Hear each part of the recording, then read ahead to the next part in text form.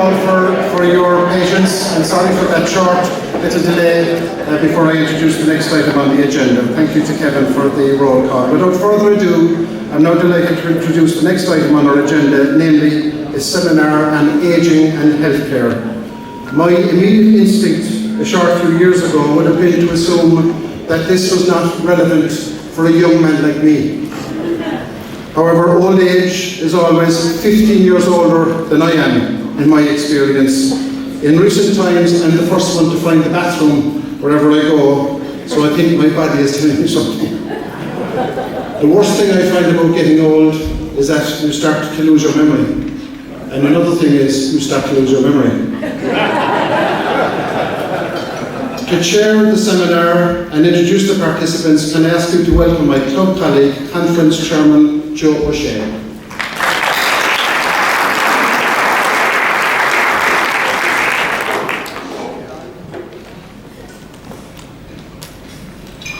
Good morning. Can you hear me? District Governor Declan, distinguished guest speakers, distinguished Rotary visitors, fellow Rotarians, ladies and gentlemen. I'm back again to talk about another part of our journey in terms of speakers for this conference, and I mentioned yesterday that from the very beginning we believed that an important component of our conference was the speakers that we would have that would be able to join us during the weekend. And as you know, people that we approach to speak at conferences are always very busy, and it's not an easy task to find quality and suitable speakers to attend at weekend conferences. We, at a very early stage, one or two of our members felt it would be a good idea if we had a seminar on something that was relevant to our objectives in Rotary and our demographics and age profile and so on. And I was a bit uncomfortable at the beginning about the idea of the seminar, because it just means you have to get maybe 3 people to speak at a particular time, whereas it might be easier to get 1. So I did spend a little time trying to get that seminar idea shifted off the agenda, but I wasn't getting away with it.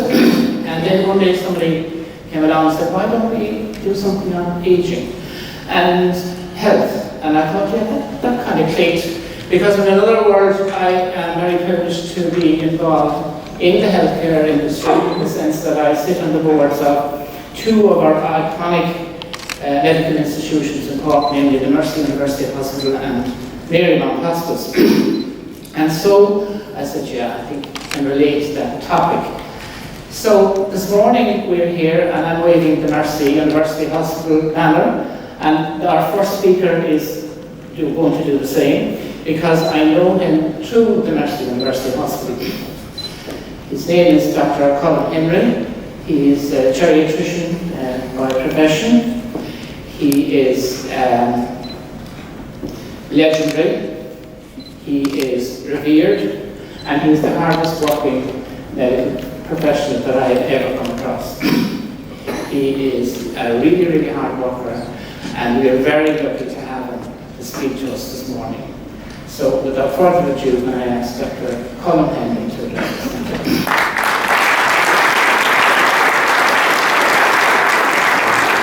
Thank you, Joe, for that kind introduction. I don't think my 12-year-old son would be in the hardest working father, because I left him late to Mayfield Soccer Club this morning.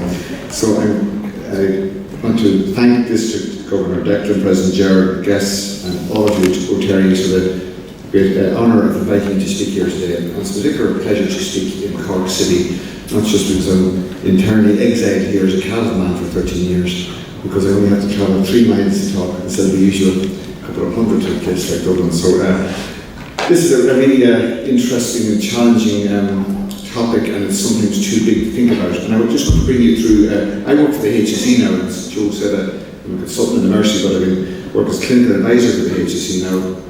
And really it's impossible to ignore the huge challenges we have in unscheduled care in hospitals, in delivering integrated care in the HSE without looking at the impact of ageing. And I just want to bring you through a whistle-stop tour of where we are at this internationally, how it's impacting in health, and where possible solutions may lie, because The fact that more of us are getting older and staying healthy is something we should celebrate and not see as a great looming threat. So I want to bring you through a case history first, if that's okay. And this is somewhat semi-factual, we'll say. It's an 86-year-old lady who's independent. Some falls and unsteadiness. The GP sees her and asks for an appointment at a clinic, and the quickest they can give an appointment is 2 months from now. She falls again, and her family decide to bring her to the emergency department.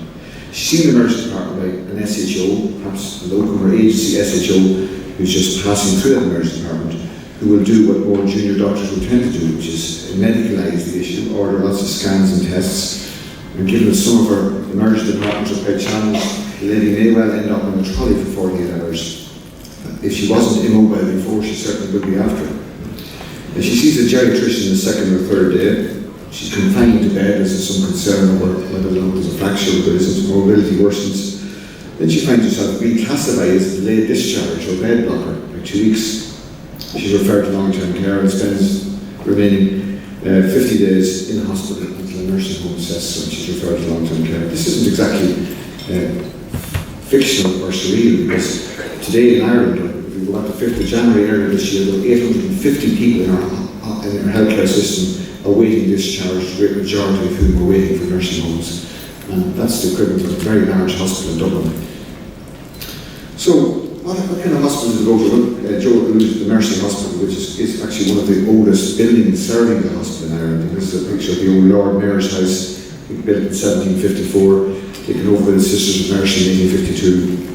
A quite modern air corridor beside it, leading over to our emergency department, where all the troubles of the world are funneled through one small building. We were told when it was opened in 2004 or 2005 that it would greatly improve the conditions of people, and it certainly did. But all that succeeded in the period as more and more people go through there, spending longer and longer waiting for treatments that maybe can't be delivered in that setting.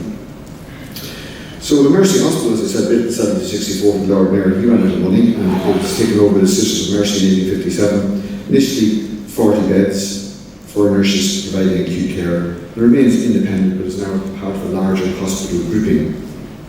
And there's a picture of the hospital in more splendid isolation as it was, not just quite literally, perhaps metaphorically too, back in the last century.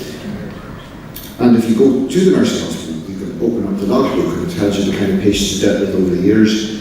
That's, I think, from 1857. You can see dense foley bronchitis, lots of infectious disease, injuries. They were predominant, and the people were either they were cured or otherwise cured, meaning were not in delayed discharge at home, otherwise was presumably people passed away. Nobody was there with a delayed discharge at the time. I want to focus on 2 things. We're all looking at aging, but I think it's inextricably linked to health inequality. So if you allow me, I'll focus on those 2 issues, health inequality and ageing, and how it's impacting in healthcare in Ireland, and how we should make things better by refocusing away from hospitals. And I am the clinical advisor for these hospitals, so I shouldn't be saying this, but we really need to invest more in primary care and in more integrated care, which places less expectations on the emergency department and the nursing home. So health inequality, just a couple of pointers about this. This is a slide from the States, and all the initiatives stand for an American state. On the x-axis there's a Robin Hood index, and that's an index of health inequality or income disparity. On the other y-axis is age-adjusted mortality.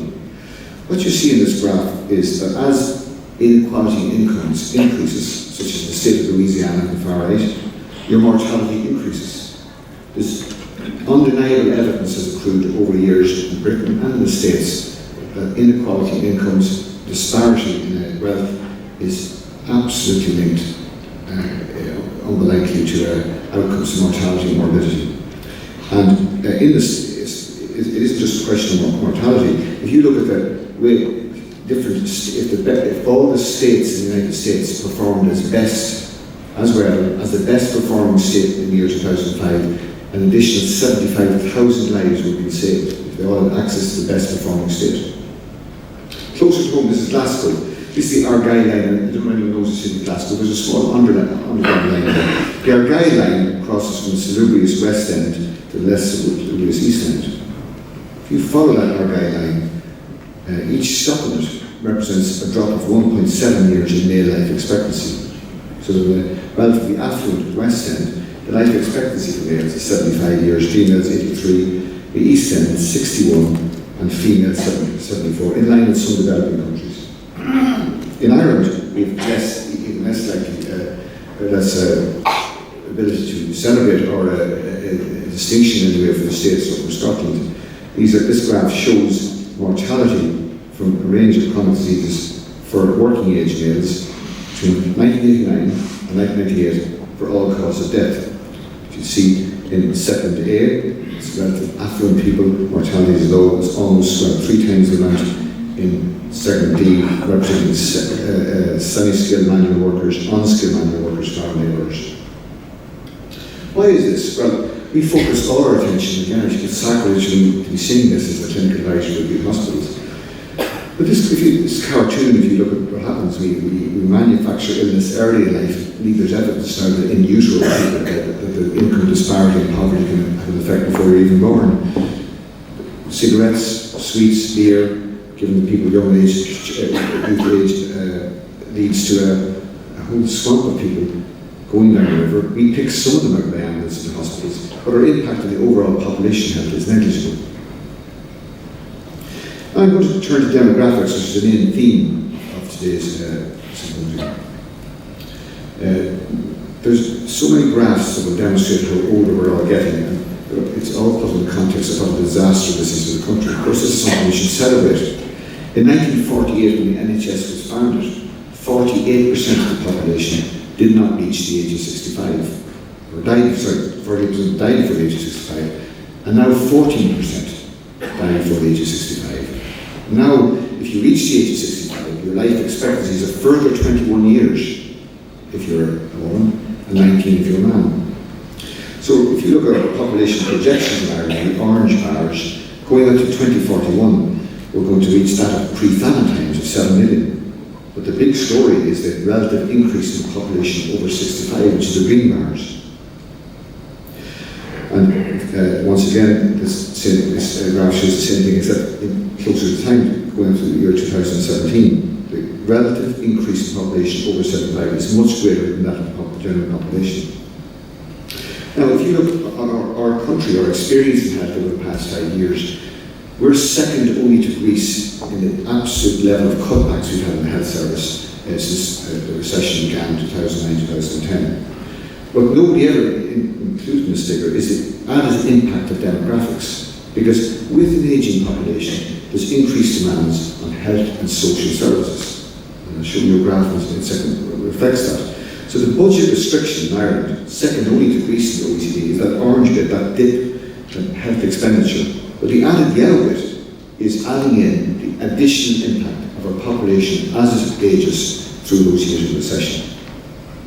What they're doing now in some trusts in the UK is each year they build in 2.5 to 3% of the budget to allow for the ageing population, knowing that's going to have a greater impact on their hospitals, on their health, on their primary care services and their social services.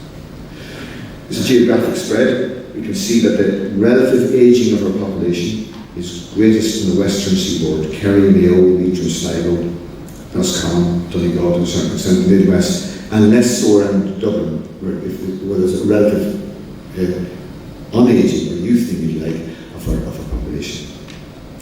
Now this busy graph, don't worry about all the lines, but if you tie in that ageing demographics to what's happened in our healthcare system in our hospitals over the past few years, we've seen a year-on-year increase in emergency presentations. So despite all the efforts to try and divert people away from emergency departments, more people are presenting there. And more of them are being admitted. And the people who are being admitted are those who are over 65, particularly those over 75. So increased strain on our hospitals that you read about every day in the papers, the Minister has to answer upon, makes headlines, is explained largely in Ireland and internationally by more older people being admitted through emergency departments. And this is a study from Australia. They looked at 11 million admissions over a 10-year period looking back. They said, why is it our hospitals are getting busier? And the way they explained it in very simple terms, perhaps overly reductionist, but nevertheless, was an increase in activity which is largely accounted for by admissions in the over 65 age group, and that's that top line creeping up. The other line is those younger age groups stayed relatively flat. Now, tie this in with our healthcare expenditure. Nobody really bothered with healthcare politically until the 1960s, and that's because healthcare didn't really form much part of of a country's expenditure. In the state of Massachusetts in 2011, they found that 40% of the entire state budget was spent on Medicare or Medicaid, or federal sponsored free aid schemes, or on giving or subsidising insurance for state employees. And that's money that we spent on roads or education. And in the States, the percentage of their whole gross domestic product spent on health has rocketed up since the 60s. So it's now 18%. So almost 1/5 of their entire budget is spent on healthcare. It's double other Western countries. We're about 9%. But all states and all developed countries have struggled to restrict this because there's increased expectations. People are living longer. There's new developments, and all these are constant. This shows a jump in the States where the home of government non-intervention, like President Johnson in 1964, when he was first elected after JFK's assassination, he brought in Medicare and Medicaid, and that led to a huge jump in the state involvement in healthcare. And what every president has learned since in the United States, what every prime minister or Taoiseach has learned, is that once you increase access or funding for individuals, you can't take it away. And we think people will learn that with Medicare cards here. There's a very strong historic level. Ronald Reagan couldn't reverse Medicare and Medicaid. George W. Bush couldn't, his father couldn't do it. Once you increase access, people do not want to give it back. But also in mind, older people are expecting more. This is an interesting small study from Galway. I looked at 150 people in 1993, and I asked them, I gave them a series of scenarios and said, would you like to be resuscitated under these scenarios? And then included, if you were in a critical care unit and you were very sick, would you like to be resuscitated? If you had a terminal illness, would you like to be resuscitated? In 1993, the 150 people asked were more than happy to succumb to God's will, as they put it. I'm happy not to be resuscitated. My time is up, my time is up. Dr. O'Keefe repeated this study in 2007 and found a dramatic change in the way older people expected to be resuscitated in hospital. Even if they were terminally ill, 37% said they'd still like to have cardiopulmonary resuscitation. And maybe it's because they're all watching ER and casualty, but everybody seems to be successfully resuscitated, and much more so than happens in real life. But I suspect maybe people that are banking that God's will isn't enough. I don't know if you remember George Burns, the old comedian. He was once asked, who would ever want to live to be 100? And he said, someone who's 99.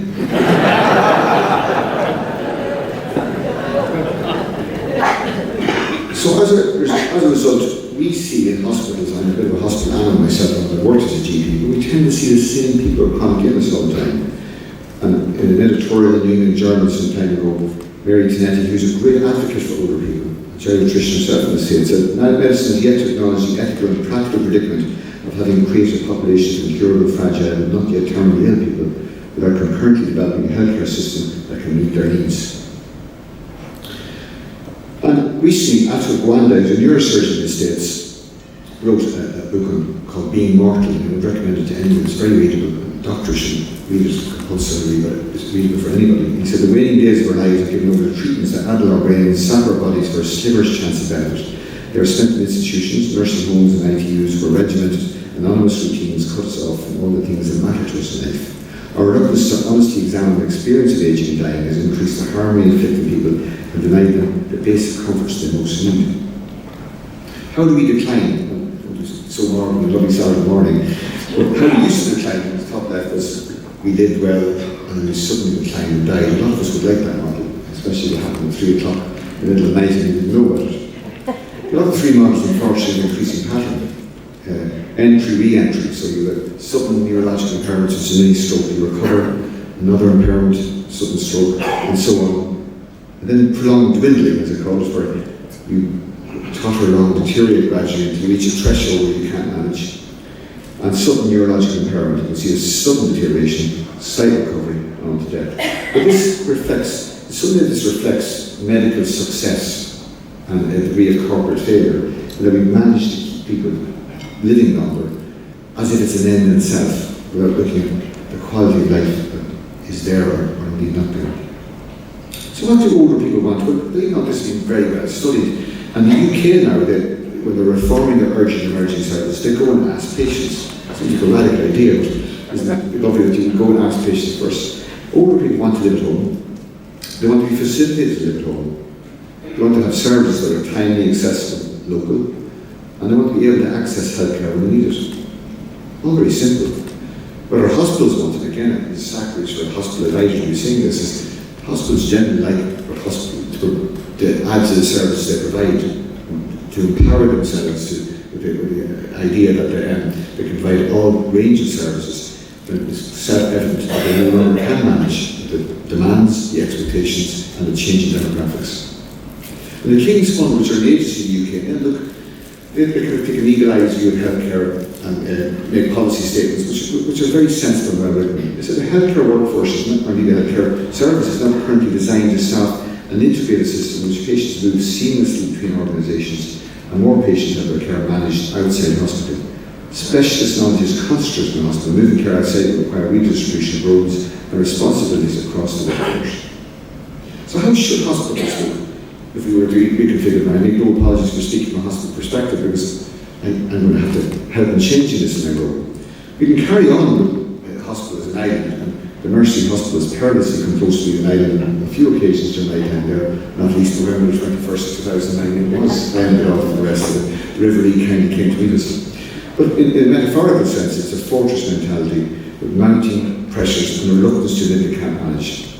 Secondly, hospitals are part of an integrated system working with primary care, and in the UK now they co-locate primary care out of hours, public health nurses, community intervention teams, all in the one campus of emergency departments. Or even greater, when greater hospitals are part of a big population health system, they would saw themselves as what they were doing, which was dealing with the healthcare of only one small section of the population. But a greater investment in health should be in upstream from that cartoon I saw, where we took people, we promoted and nurtured good health in people from the moment they were born, and recognise that income inequality fosters poor outcomes in health.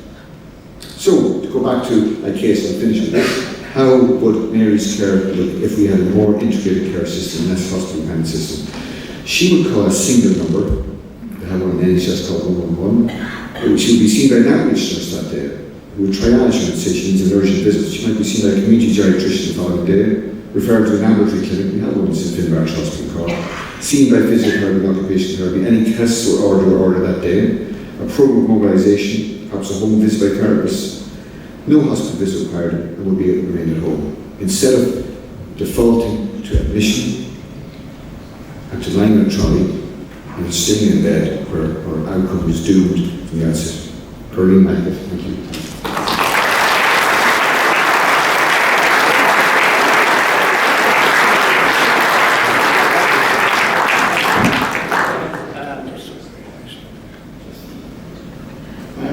Thank you, Colm, for that wonderful presentation, and I know you're going to do wonderful work in trying to address some of these issues now in your senior role in the HSE. I couldn't help thinking as he was talking about the challenges of the aging population and the related costs, and thinking about how much our healthcare budget has been cut in the last number of years, and I just have to say to myself, will we ever get ahead of the problem? I mean, it's going to be huge, huge, huge issue.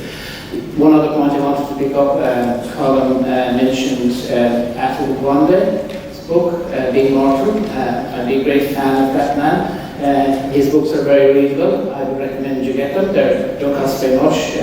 Waterstone's €10. Good read. Very interesting if you're interested in the issue. Well, I'm very pleased now to welcome our next speaker. When we were going through this journey of identifying people to speak to us, we were at a meeting one evening and we were saying, will we ask this and who will we ask?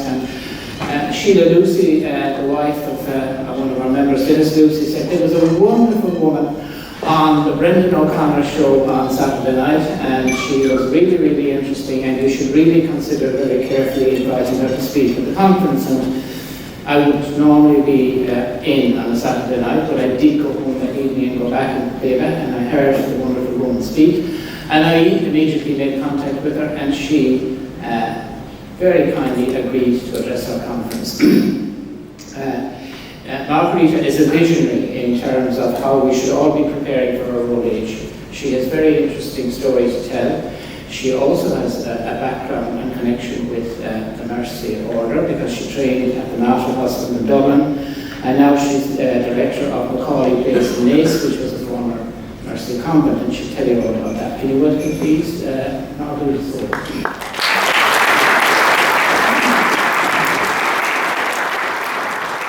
And President Chair and Rotary for giving me the opportunity to tell you all about Macaulay Place here. Colm asked a great question there. What do older people want? That's us. What do we want? And have you thought about it?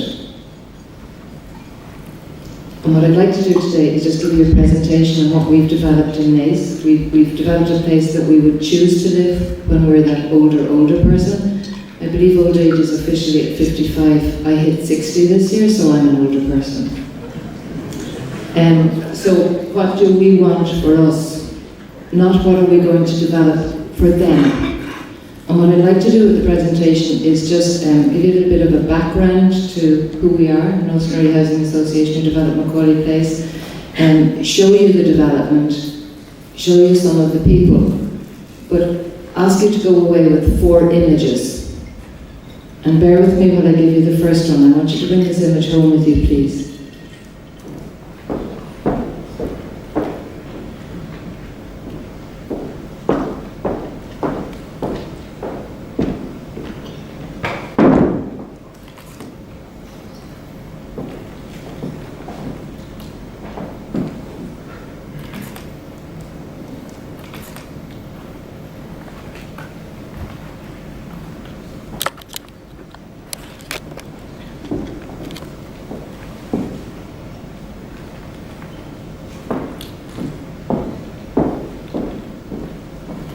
Joe gave me very little time for what I wanted to say, that's how it works, but I want you to picture me there for 3 hours, at home, on my own, because my carer was in yesterday for 1 hour, it was Friday, and my carer will be back next Tuesday for 1 hour, that's 2 hours, out of a 168-hour week.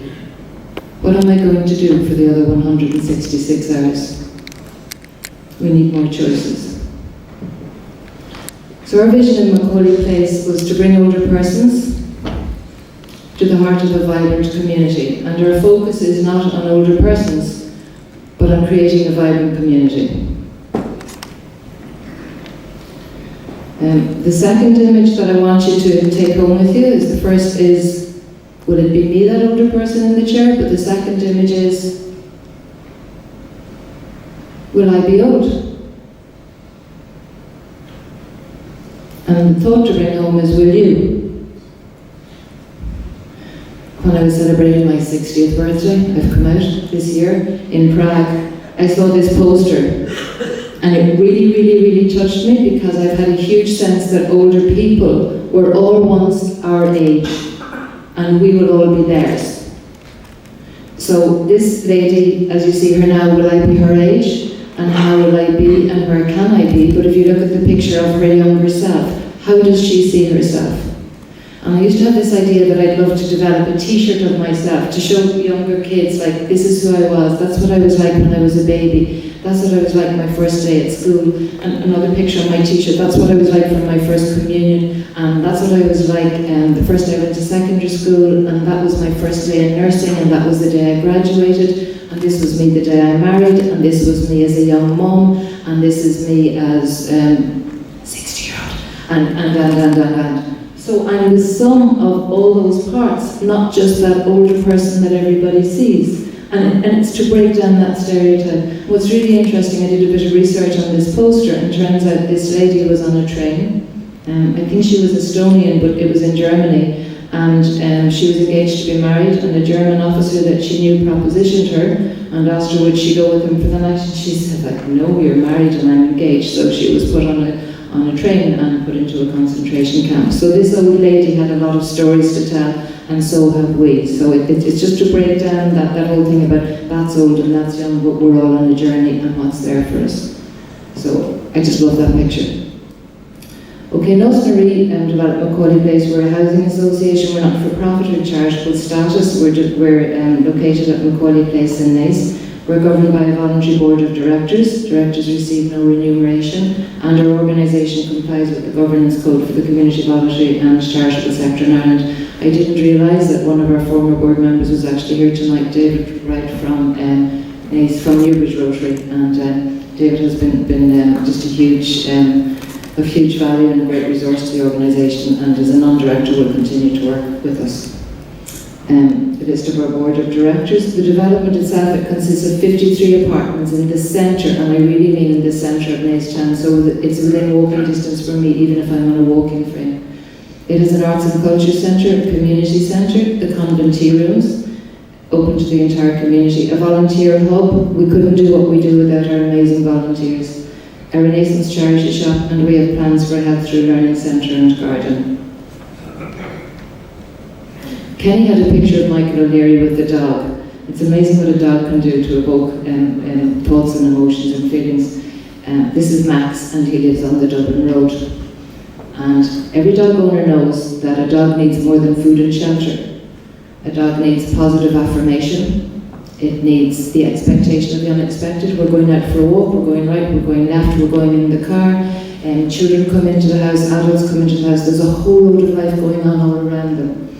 And if I had decided to accept Joe's invitation to Cork, and I said, well, I'll go to Clonakilty first, and then I'll go to Kinsale, and then I'll be here on Saturday morning, and I left my dog Max at home for 2 days with 10 buckets of food and 10 buckets of water and 10 litter trays, so we couldn't be hungry or thirsty or have toilet needs. He would be barking by 10 o'clock the first night after I left. And by 10 o'clock the next morning, my neighbour would be phoning me saying, where are you? Max is distressed. And by 10 o'clock that evening, a neighbour that I didn't know would be phoning saying, like, what's happening in that house, and phone the ISPCA. So by day 2, one night on its own, at the end of day 2, the ISPCA would be called in because I've left my dog home alone. On a chair, on their own, for days on end. There are thousands of people, older people, around Ireland, left for longer than it is acceptable as an animal right to leave a dog home alone. We need more choices for us as we age, to keep us mobile and independent, and yes, in our own homes, but engaged and able to get out of our own homes as well. It's the same idea, isolation. So this cottage in the middle of nowhere would be fantastic for a summer holiday, but if you live on your own there, how can you go and get your hair done, get a sliced pan, get a birthday card, get a newspaper, get phone credit, get whatever you want? And I have this slide in to show that there are people throughout Ireland in housing estates that might as well be as isolated as there because they can't drive and they can't get out to shops and services. The alternative, if you can find the right location and downsize into the heart of the community, then you don't need someone to bring you to the butcher, the baker and the candlestick maker. And this is another picture in our development where there's the opportunity to make new stories. As I said, Macaulay Place has 53 independent apartments. You can remain as independent as you absolutely want, but there are people all around you. You have your own front door. It's independent living. We provide absolutely no care. We're not a medical model, so the care can come into you from the HSE through a pathway with the GP and the public health nurse. It's none of our business as landlord what the resident is doing. We care, but we don't provide any care. This is the other side of the apartment block, and it just shows that the two middle floors have a balcony, which is great because it's a room with a view. It actually gives out to a secondary school, so there's a whole rhythm to life, whether it's the morning or lunchtime or afternoon in the school or it's weekends, and there's stories to tell. I'm closely related to a 93-year-old lady who said that she finds it very, very difficult, that she's no new stories to tell, and she finds herself being boring. But if there's life happening around her, even if she's not going out around it, if that vibrant community is around her, she's got stories to tell and something to do. So with a room with a view, that opportunity is there. That's our community centre, our arts and culture centre. Just the art of the possible, again, you see the community centre, or the arts and culture centre, the functionality changes all the time. We cater for weddings as well.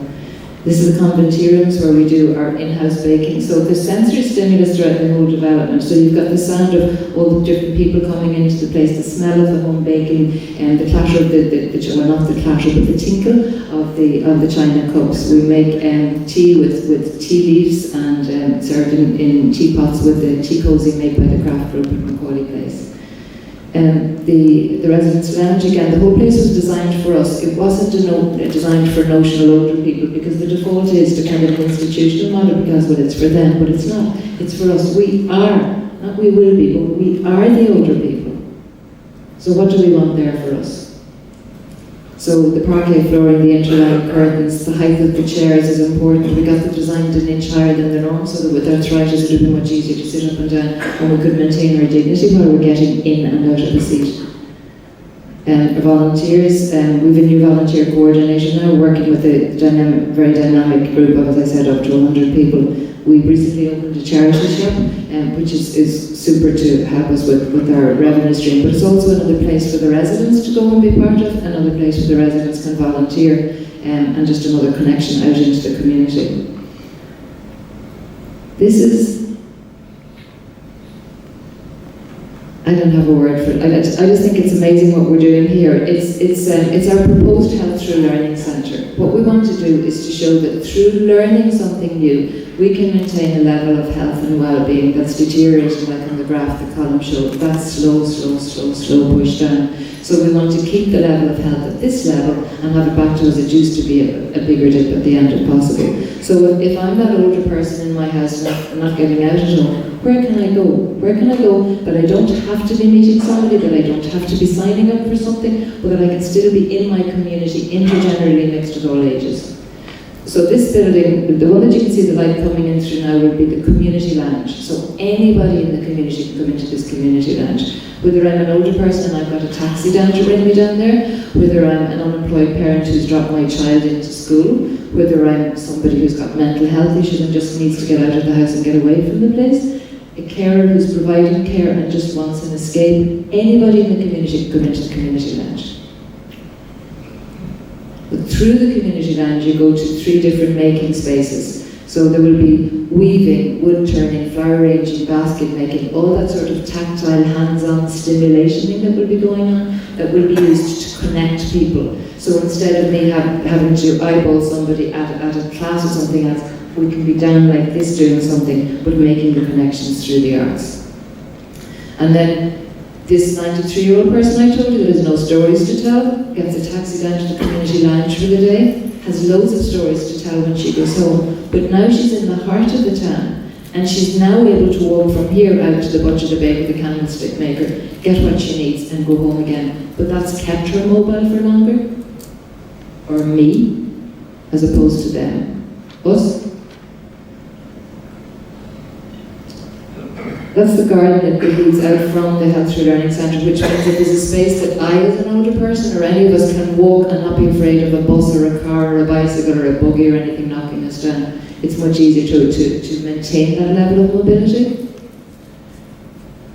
The United Nations Principles for Older Persons, to which we as a nation have signed up, says that older persons, that's us, older persons should be enabled to maintain or regain the optimum level of well-being, physical, emotional, psychological and spiritual, and to have health supports there to help us to maintain or regain the optimum level of well-being. Well, in this garden and in this Health Through Learning Centre, you will be physically, emotionally, psychologically and spiritually enabled to maintain or regain the optimum level of well-being.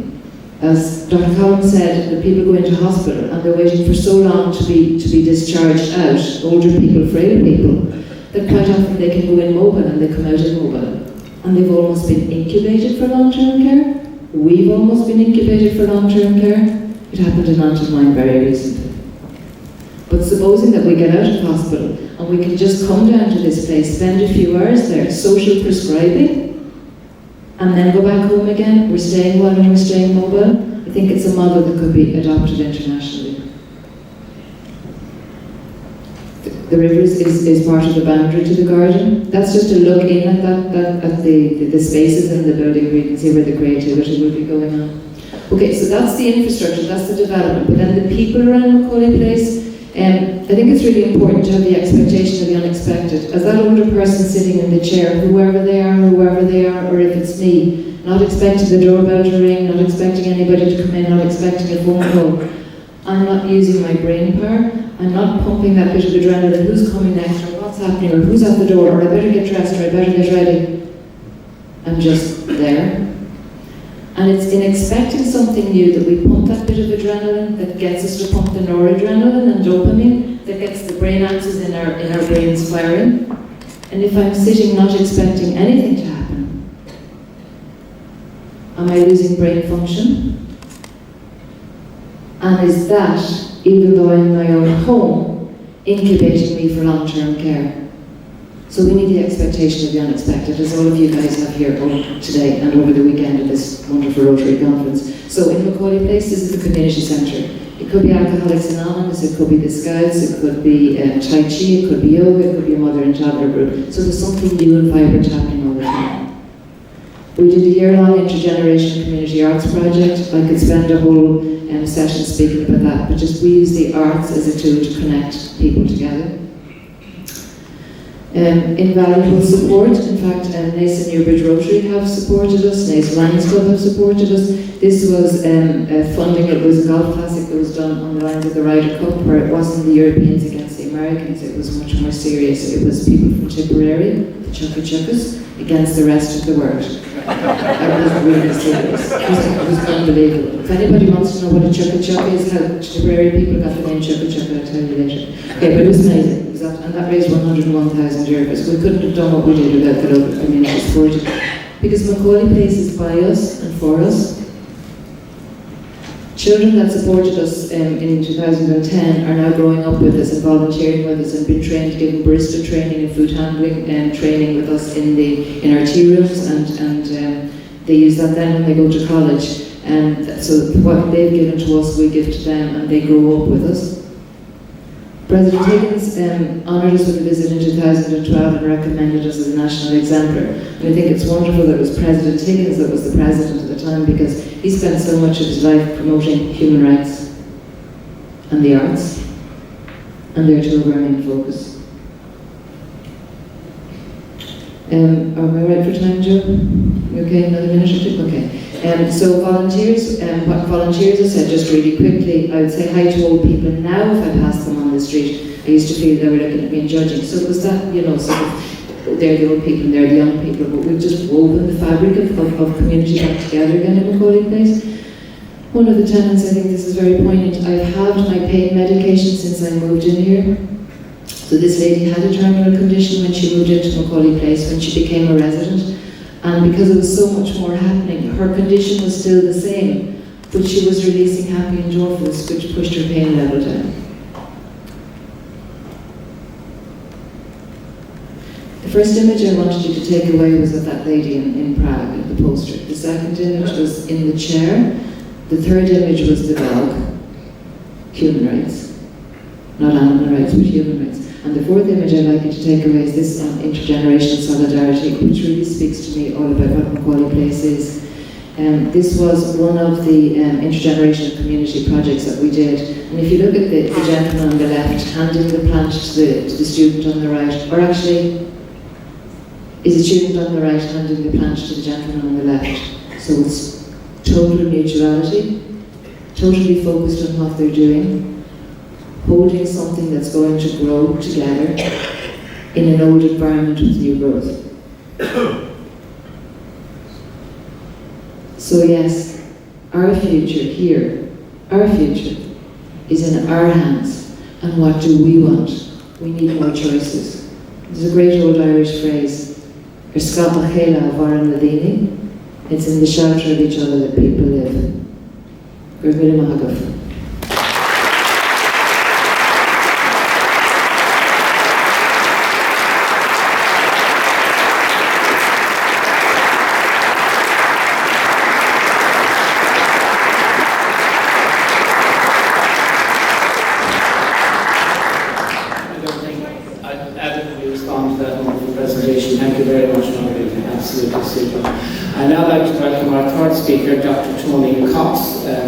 Cox was described to me recently by the Dean of the College of Medicine at the UCC as the gentle giant of medicine.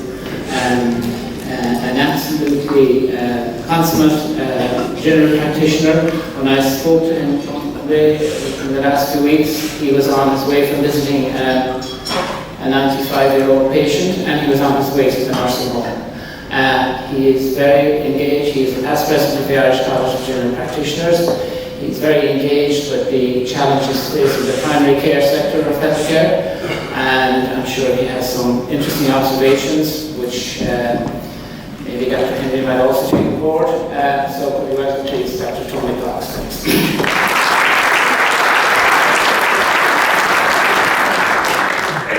This is Dr. Gentlemen. Thank you very, very much for inviting me here to address you and to meet you at your annual conference. Thanks to my brother-in-law, Owen Crotty, down there at the back of the room, who was the first to invite me, and thanks for being here to support me on. And to Bob, Reverend Bob Hamlet from Venice, from my local town. I'm sorry I don't have a picture of Bob cycling his bicycle up the main street of Venice, but if I knew he was here, I would put it in. So, just to give you background where I'm from, so Ennistown, Plum in the centre of County Clare. We have the Cliffs of Moher, we have also Iron Island, we have lovely scenery, it's a beautiful county, and you should have your next conference there if you need to. This is the street where I would, if I had known that Bob was here, we got a picture of him. It's a one-way street, Ennistown. Bob will be cycling the wrong way up that street, but he's fully in control. He hasn't lost his faculties, but he likes to cycle the wrong way up streets.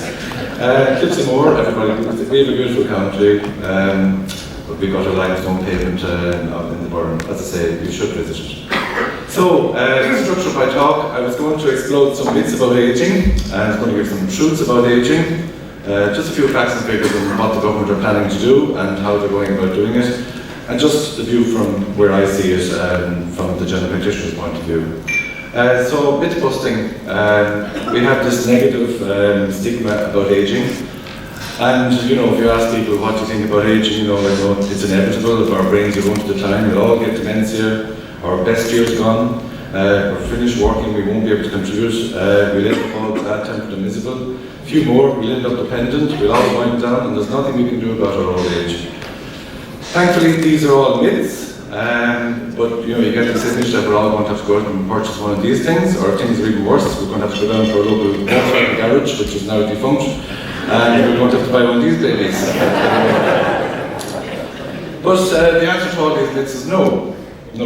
They are myths, it's not the truth. And there's a sentence there. I was at a conference myself there 2 weeks ago, and there was a presentation, as it happens, about ageing, and the burden that places on the healthcare system. And that sentence was put up there. We are who we are as a consequence of what we eat, where and how we live, and with whom we live with. Now, it's not quite as simple as that, but there's a lot of truth in that sentence. I don't know who wrote it, I don't know where it came from, and I tried to find out who actually originated that, but I've put a lot of thought onto that. When you actually think about it, there's a lot of truth in that. Genetics plays a role, and if you could choose your parents, you would choose your parents well, because that will help to preserve some faculties, and it will help to avoid some illnesses. But that's only one part of it, and these factors certainly do play a big role. Lifestyle, your outlook in life, the patient who thinks of things in a positive fashion will certainly do better in my experience, and I think in most doctors' experience, than the person who has a negative outlook in life. Your newly diagnosed cancer patient, I have a young 21-year-old girl just 2 weeks ago, and she's got Hodgkin's disease. She's got the most positive outlook in life that she could possibly have. And I suspect she'll do very, very well.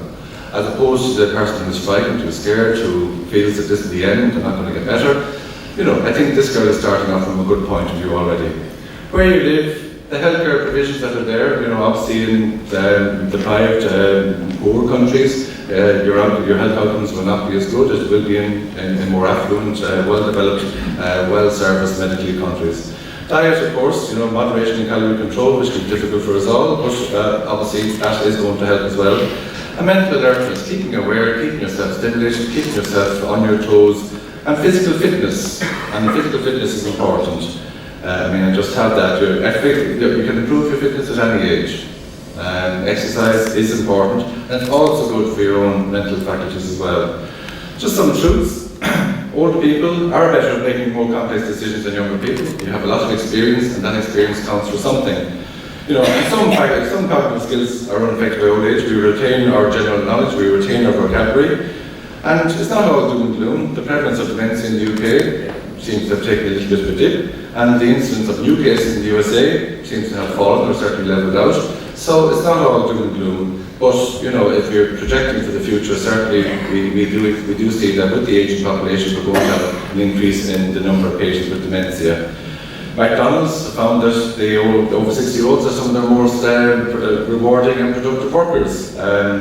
Older people are more stable and can cope better with their feelings, less troubled by negative emotions. But I wrote in that caution there because yes, we do know that certain groups of patients can become depressed, and some of the older patients, they can be done. You have to be careful of an older patient who's depressed because they may actually do harm to themselves. But usually, in general, old people are more stable and can cope better with their feelings because they have that experience. Facts and figures for Ireland. This is what the Colm in his talk is to talk about integrated care and planning for the future, and that's why you have to, when you see figures like this, the number of patients that we have in the country with dementia. Next year is predicted to be 54,000. In 30 years' time, we're talking about 3 times that. So there has to be services, there has to be healthcare provisions made for that. That's the expected numbers, but as we saw, expected numbers don't always become reality. But you have to plan your future for dealing with this type of figures. And you can't read that, I know it's too small, but it's the facts and figures that, but Colm has already given you lots of that. And an ageing population is one of the success stories. It's not a negative thing, we shouldn't look at it as a negative, it's a success story. Due to better housing, healthcare, due to better lifestyle, better preventative measures, improved diet, we do have an ageing population, but it's something to be celebrated, not something to be feared. An elderly patient died during the week, or 2 weeks ago, and he was an elderly man. His breathing was very laboured, he was in opposites distress. He was going to die in the next day or so. I gave him an injection of something to help his pain, I gave him an injection of something to help his breathing. Was it going to shorten his life by a few hours? Perhaps. Did it give him a quality of life that he was able to gently go to his rest and not be distressed himself and his family, to have some nice hours of peace and comfort with him? I hope so. He did pass away that night. Was it because I gave him the injection to help him to pass away? I don't know. Or was it the illness in passing away? I don't know. But it's not clear, it's a little bit grey, and I think everybody has to use their common sense and their caring. You have to treat your patient as an individual, but no, like euthanasia officially is absolutely no. But in actual fact, you do your best for your patients. You try to make their life as comfortable as you possibly can. Thank you. We are running out of time at this stage. Will we take one more question? Is anyone like to ask it? Johnny Graham from Belfast West. I'm involved in this area up in the north of Ireland, and I find your presentation one of the most compelling and comprehensive that I've heard. But you have somewhat added to my frustration, perhaps anger. We know what the problem is. We have a lot of solutions on the table, but we don't seem to find a way to move to these solutions quickly enough. And I wonder if, when you're looking in the mirror and you have a chance to think about this, you say, I wish the following could happen because this would take us to the solutions much quicker, whether you have any thoughts as to whether there's a couple of things that could make such a difference. Well, that's Colm, maybe. Thank you. It is interesting because the whole idea, one thing I learned as a doctor crossing over to the dark side is that changing people and changing behaviours is very complicated. And sometimes we're asked what you would do to change our hospital system, particularly to something much more integrated. And a couple of things spring to mind. One is to build an extensive road network from that county to Cork where we wouldn't need so many hospitals. And the second thing undeniably gets in the way in the Republic is our electoral system.